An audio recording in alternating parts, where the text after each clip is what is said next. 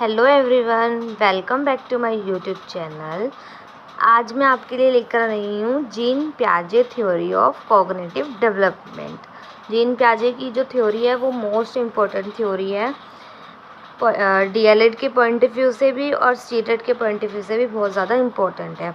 तो आज हम इसे करेंगे पार्ट 1 पार्ट 2 में। उसके बाद में वाइगोस्ट की थ्योरम करेंगे। तो स्टार्ट करते हैं, लेट्स स्टार्ट।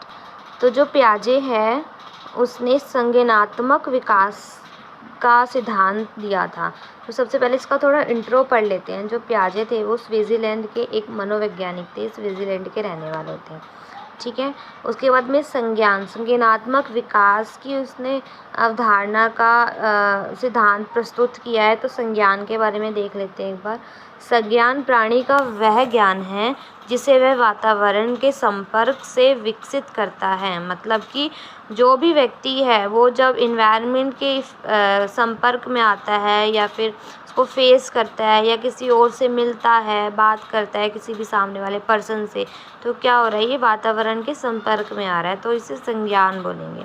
संज्ञानात्मक संरचना कॉग्निटिव स्ट्रक्चर जन्मजात होती है। मतलब कि जो बच्चा है, जो बालक है, व्यक्ति है, वो क्या होता है, स्टार्टिंग से ही जब वो बर्थ करता है, जब उसका बर्थ होता है तब से ही वो एक संज्ञानात्मक संरचना में आ जाता है। जैसे उसका जन्म होता है, वो जन्मजात ही है। बच्चा जब बर्थ लेता है, जन्म लेता है, तब से ही वो हर किसी के मतलब इंटरेक्ट होता है, सब मिलने आते हैं, कुछ भी है चाहे, पर वो एक जन्मजात एक थीम है, जन्मजात एक तरीका है, ठीक है।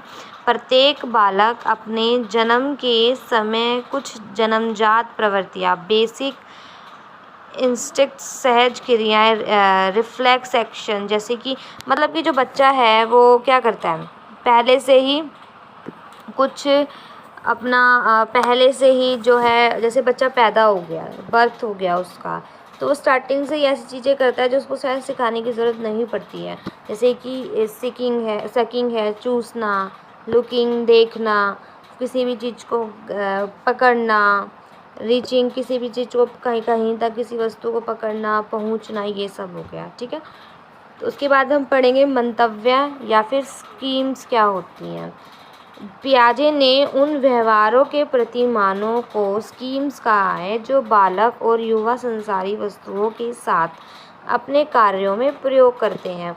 मतलब कि ऐसी चीज़ें जो व्यक्ति यूज़ करता है किसी भी चीज़ के लिए। अब बच्चा है, किसी भी वस्तु को उठा लेगा, मोस्टली वो किन का यूज़ करता है, खिलौनों का यूज़ करता है, कि ऐसी चीज़ों का यूज़ करता है, तो ये सब स्कीम्स में आ जाएंगी। जैसे उदाहरण दिया हुआ है, जो वस्तुएं बच्चे की पहुंच में हैं उसे कैसे पकड़ा जाए। मतलब कि बच्चा क्या कोशिश करेगा, कोई भी वस्तु उसके पास रखी हुई है या फिर ऊपर टेबल पर रखी हुई है, तो वो क्या कोशिश करेगा, उसको पकड़ने की। जो भी उसके हाथ तक पहुंच जाए या जो उसके हाथ में आ जाए, कोशिश करेगा उसको पकड़ने की। जो स्कीम शिशु विकसित करते हैं वह वस्तु को पत्थर पर फेंकना, उसकी आवाज़ सुनना और वस्तु का स्वाद चखना। बच्चे क्या करते हैं, कोई भी चीज़ उनके हाथ में आ जाए, बस उनको खाने से मतलब है, उसको चूसेंगे, उसको खाएंगे, या कुछ भी चीज़ें उसको फेंकेंगे, उसको फेंकने से उसकी आवाज़ उनको अच्छी लगती है, तो ये सब चीज़ें वो करते हैं। उसके बाद में क्या है, आत्मसात क्या होता है, ये वाले पढ़ेंगे इस पॉइंट को। ये एक छोटे छोटे वर्ड्स हैं जो एग्ज़ाम में पूछे जा सकते हैं, ये इसी से रिलेटेड है, कॉग्निटिव थ्योरी से रिलेटेड है। जैसे एसिमिलेशन क्या होता है, आत्मसात हिंदी में इसको बोलते हैं। जैसे कि एसिमिलेशन एक नई वस्तु अथवा सम्मिलित करने की प्रक्रिया, नई वस्तु घटना को वर्तमान स्कीम में सम्मिलित करने की प्रक्रिया। अब जैसे इसका मतलब समझो, जैसे हमने अभी स्कीम में क्या पढ़ा था, बच्चा कोई भी खिलौना लेगा, कोई भी वस्तु लेगा, उसको चूसने की, उसको सकिंग करने की कोशिश करेगा, उसको खाने की कोशिश करेगा, ठीक है। तो ये तो था कि स्कीम है, ये उसको करना है, जैसा भी उसको आता है, ये उसकी मतलब आदत है बच्चे की, ये बच्चा यही करता है। एसिमिलेशन क्या होगा, वो पुरानी जो उसकी वर्तमान स्कीम में सम्मिलित जो भी कुछ नई चीज़ वो सीखेगा। अब उसने क्या सीखा कि इन खिलौनों को सकिंग नहीं, इनसे खेलते हैं, तो वो क्या करेगा, पुरानी तो भूलेगा नहीं, वो सकिंग तो करेगा ही, लेकिन उसके साथ साथ में खेलेगा भी। मतलब पुरानी चीज़ों के साथ साथ में नई चीज़ें जो सीखेगा उसको भी ऐड ऑन करेगा। जैसे कि एक और उदाहरण दे रखा है इसमें, बच्चा अपनी दूध की बोतल को फेंकता या पटकता है पहले तो, तब वह स्टील या प्लास्टिक की भी हो सकती है, लेकिन टूटती नहीं है वो। परंतु अब अगर उसके हाथ में कांच की बोतल आने पर उसे भी फेंकता है, पटकता है या फिर टूट जाती है, तब भी उसको एक नया अनुभव ही प्राप्त होगा और उसे आत्मसात एसिमिलेशन कहेंगे। अब देखो, जैसे कि बच्चा है, अब इसमें ये वाला एग्जाम्पल दिया हुआ है, जैसे बच्चा है, उसके हाथ में प्लास्टिक की बोतल है, कैसी भी बोतल है जो कांच की ना हो, अब उसको फेंकेगा, टूटेगी नहीं, उसको पता है फेंकूंगा तो टूटेगी नहीं, वापस मैं उसको ले लूँगा, उठा लूँगा और फिर दोबारा से उसको फेंकूंगा। लेकिन अगर उसके हाथ में कांच की बोतल पकड़ा देंगे तो वो एक बार फेंकने पे टूट जाएगी। तो एक क्या हुआ, एसिमिलेशन क्या हुआ उसको, कि भाई अगर ऐसी बोतल हो गई, प्लास्टिक की हो गई, तो फेंकूंगा तो नहीं टूटेगी, लेकिन अगर मुझे किसी ने कांच की बोतल पकड़ा दी तो मैं उसको फेंकूंगा नहीं, क्योंकि अगर फेंकूंगा तो टूट जाएगी वो। तो बच्चा क्या करेगा, जब भी उसको कांच की बोतल दी जाएगी तो वो उसको फेंकेगा नहीं, लेकिन अगर प्लास्टिक की बोतल दी जाएगी तो वो उसको फेंकेगा। ये चीज़ एसिमिलेशन में आएगी, कोई भी पुरानी चीज़ के साथ में नई चीज़ को ऐड ऑन करना। अब नेक्स्ट पॉइंट क्या है, व्यवस्थापन अथवा एकोमोडेशन क्या होता है, स्कीम में बदलाव, ताकि नई वस्तुओं को अपने में सम्मिलित किया जाए। मतलब जो भी हमने पुराना कुछ सीखा था उसमें चेंजेस किए जाएंगे और कुछ नया सीखा जाएगा, नया अनुभव प्राप्त किया जाएगा। जैसे कि नवीन अनुभवों की दृष्टि से पूर्व ज्ञान या क्षमताओं में सुधार करना, मतलब कि उनमें थोड़ा डिफाइन, उनको थोड़ा मतलब डिफाइन किया जाएगा अच्छी तरह से, पुरानी चीज़ों में थोड़ा सा बदलाव किया जाएगा। इसमें ये चीज़ है, जैसे बालक अपने पुराने व्यवहार या योजना में परिवर्तन लाकर नया वातावरण मतलब नए वातावरण के साथ में अनुकूलन होते हैं। जैसे इसमें डॉग और कैट में अंतर करना सिखाया हुआ है। अब डॉग और कैट में हाँ, तो डॉग और कैट में जैसे बच्चा है वो पहले डॉग को देखेगा तो उसको दिख रहा है, हाँ किसी ने उसको बोल दिया डॉग है, तो फिर उसको पहचान में आ गया, हाँ भाई ये चीज़ डॉग है। अब उसके 4 पैर हैं, पूँछ एक है, तो वो समझ गया बच्चा डॉग है। लेकिन अगर उसको वहीं पे कैट दिखा दी जाएगी तो पहले तो ये सोचेगा कि ये भी डॉग है, क्योंकि कैट के भी 4 पैर होते हैं, 4 और 1 पूँछ होती है। तो ये तो हमारा एसिमिलेशन में आ जाएगा। लेकिन जब उसको बताया जाएगा या फिर वो देखेगा कि नहीं, उसकी हरकतें देखेगा, कैट की अलग होती है और डॉग की अलग होती है, तो वो थोड़ा सा उसमें डिफरेंस करना सीख जाएगा। तो जब वो डिफरेंस करेगा इन दोनों चीज़ों में, कैट में और डॉग में, जब वो डिफरेंस सीख जाएगा तो उसको बोला जाएगा एकोमोडेशन। उसके बाद में नेक्स्ट हम करेंगे स्टेजेस ऑफ कॉग्निटिव डेवलपमेंट, जो जीन प्याजे ने दी थी। 4 स्टेजेस है, अब उसके बारे में पढ़ेंगे।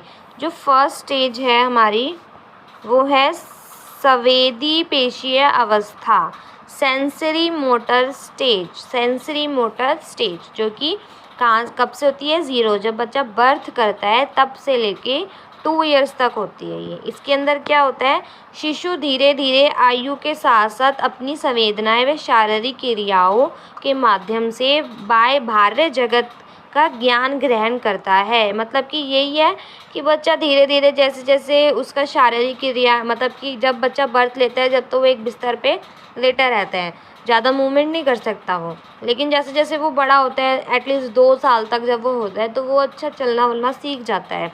तो वो क्या, शारीरिक क्रियाएं करना सीख जाता है, जो लोग करते हैं, जो भी उसके सामने वाले कर रहे हैं, उसके भाई बहन कर रहे हैं, पेरेंट्स जो भी कर रहे हैं, वो उस चीज़ को ऑब्जर्व करता है और उसको करने की कोशिश करेगा। उसके बाद में अगला पॉइंट है, वस्तुओं को देखकर, सुनकर, स्पर्श करके, गंध के द्वारा तथा स्वाद के माध्यम से ज्ञान ग्रहण करता है। इसका मतलब ये है कि कोई भी चीज़ है उसके पास में तो उसको सुनेगा। अगर कुछ खिलौना है जो बैटरी वाला है जिसमें से आवाज़ आती है, तो वो पहले सुनने की कोशिश करेगा, उसको टच करने की कोशिश करेगा। स्मेल करते हैं, मतलब सूंघने की कोशिश करेगा कैसे स्मेल है, तो मतलब ये चीज़ें नोट करेगा कि हाँ अगर ऐसी खुशबू आएगी तो ये चीज़ हो सकती है, और अगर ऐसा खिलौना है तो मतलब वो थोड़ा डिफरेंस करेगा थोड़ी सी मतलब नई नई चीज़ों को देखेगा, तो नई नई चीज़ें अपने अंदर उस चीज़ों को ऑब्ज़र्व करेगा और फिर समझेगा उनको। नेक्स्ट क्या है, छोटे छोटे शब्दों को बोलने लगता है।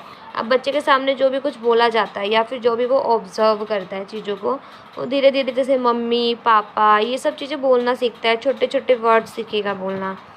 उसके बाद में है नेक्स्ट पॉइंट है, परिचितों का मुस्कान के साथ में स्वागत करता है, अतः उन्हें देखकर भय का प्रदर्शन करता है। मतलब कि कोई रिलेटिव आ जाता है, अब जैसे बच्चा स्टार्टिंग में सबने देखा होगा अपने घर पे, कोई छोटा बच्चा होता है, जब वो कोई नया अपना हमारा रिलेटिव आता है या फिर कोई गेस्ट आते हैं, कोई भी बाहर का कोई भी आता है जिसे आज तक उस बच्चे ने नहीं देखा है, तो वो उससे डरेगा, उसके पास नहीं जाएगा, ना ही उसके सामने कुछ हरकत करेगा, बात करेगा, बस शांति से बैठा रहेगा। लेकिन जैसे ही वो देखता है कि हाँ भाई सब उससे बातें कर रहे हैं, उसको हो जाता है उस आदमी को या फीमेल मेल को, जो भी गेस्ट आया हुआ है उसको हो गए हैं 2-3 घंटे हो गए हैं, 1 दिन हो गया है, तो वो उससे थोड़ा घुल मिलने की कोशिश करेगा, तब उससे मुस्कुराएगा। फिर वो नेक्स्ट टाइम जब भी आएगा तो उससे ज़रूर वो बात करेगा। तो बच्चा क्या करता है, उन लोगों से परिचित होना शुरू कर देता है। नेक्स्ट जो हमारा पॉइंट है, नेक्स्ट जो हमारी स्टेज है वो है पूर्व सक्रियात्मक अवस्था। अब पूर्व सक्रियात्मक अवस्था प्री ऑपरेशनल स्टेज कौन सी होती है? ये एज हमारी 2 से 7 साल की होती है। इसे हम खिलौना अवस्था भी बोलते हैं। हाँ,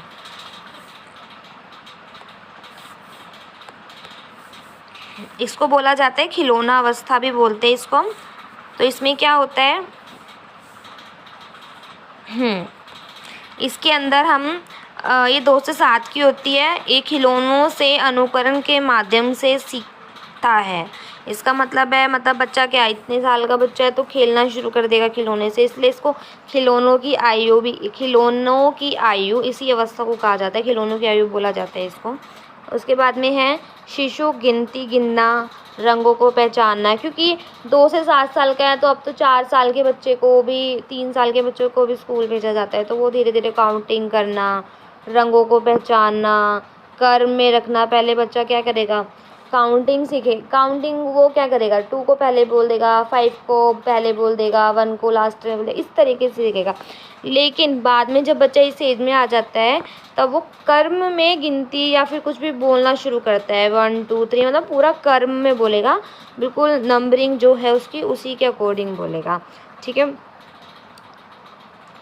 उसके बाद में बच्चे को धीरे धीरे ज्ञान, मतलब कि जो भी है नॉलेज है वो धीरे धीरे होने लग जाती है उसको। बच्चे को पता है माता पिता की आज्ञा माननी है, ये सब उसको पता चलता है। छोटे मोटे घर के काम करना शुरू कर देता है बच्चा, थोड़ी बहुत हेल्प करना। अतार्किक चिंतन की अवस्था होती है ये। अतार्किक मतलब रिलेवेंट सोचना नहीं, मतलब सोचने लग जाता है बच्चा, लेकिन उस रीजनिंग उसकी मतलब ज़्यादा अच्छी नहीं होती है। अतार्किक मतलब बेफिजूल की चीज़ें ज़्यादा सोचने लग जाता है, इतना मतलब ये है कि वो अंतर सोचने तो लग जाता है आंतरिक रूप से, लेकिन रिलेवेंट कुछ नहीं, बेफिजूल की चीज़ों को सोचता है। उसके बाद में है वस्तु स्थायित्व का भाव जागृत हो जाता है, किसी भी वस्तु स्थायित्व का, कि हाँ ये चीज़ होती है, ये चीज़ होती है, ऐसी होती है, सूर्य होता है, चाँद होता है, स्टार्स होते हैं, मतलब स्थायित्व, ये चीज़ ये होती है, बोतल ऐसी होती है, मतलब इन सब चीज़ों का पूरा एक स्थायित्व ज्ञान भाव जागृत हो जाता है उसके मन में। उसके बाद में निर्जीव वस्तुओं में संजीव चिंतन करने लगता है, इसे ही जीववाद कहते हैं। मतलब कि जीववाद मतलब निर्जीव वस्तुओं में संजीव को देखने लगता है, मतलब कुछ इमेजिनेशन ज़्यादा करने लग जाते हैं इस एज में आके बच्चे। तो इसमें सब यही दे रखा है। तो आज हम सिर्फ यही 2 स्टेजेस करेंगे। अगली जो स्टेज है वो हम नेक्स्ट वीडियो में करेंगे पार्ट 2 में। पार्ट 2 में मैं आपको पूरा का पूरा एक पूरा रिवीजन दूंगी इसी जीन पियाजे की थ्योरम का। अभी तक उसके बाद पहले हमने क्या किया, अभी सबसे पहले हमने थ्योरी में संज्ञान के बारे में पढ़ा, फिर बच्चा किस तरह से जन्मजात क्या क्या उनकी प्रवृत्तियाँ होती है उसके बारे में पढ़ा हमने, स्कीम के बारे में, एसिमिलेशन, एकोमोडेशन के बारे में पढ़ा, फिर stage of the cognitive development में 2 स्टेजेस पढ़ी हमने, sensory motor stages and preoperational stages, इन सब के बारे में पढ़ा। अब जो नेक्स्ट वीडियो होगी, नेक्स्ट वीडियो में हम नेक्स्ट 2 जो स्टेजेस है रह गई हैं उसको कंप्लीट करेंगे। उसके अलावा हम क्या करेंगे, स्टेजेस के अलावा मैं रिवीजन दूंगी पूरा का पूरा कि हमने अभी तक ये पढ़ा है, पूरा चार्ट पेपर बना के पूरा रिवाइज करेंगे उसको। ठीक है, आई होप आपको वीडियो अच्छी लगी होगी। अगर आपको मेरी वीडियो अच्छी लगी है प्लीज़ मेरे चैनल को लाइक, सब्सक्राइब एंड शेयर करना। ठीक है, थैंक यू।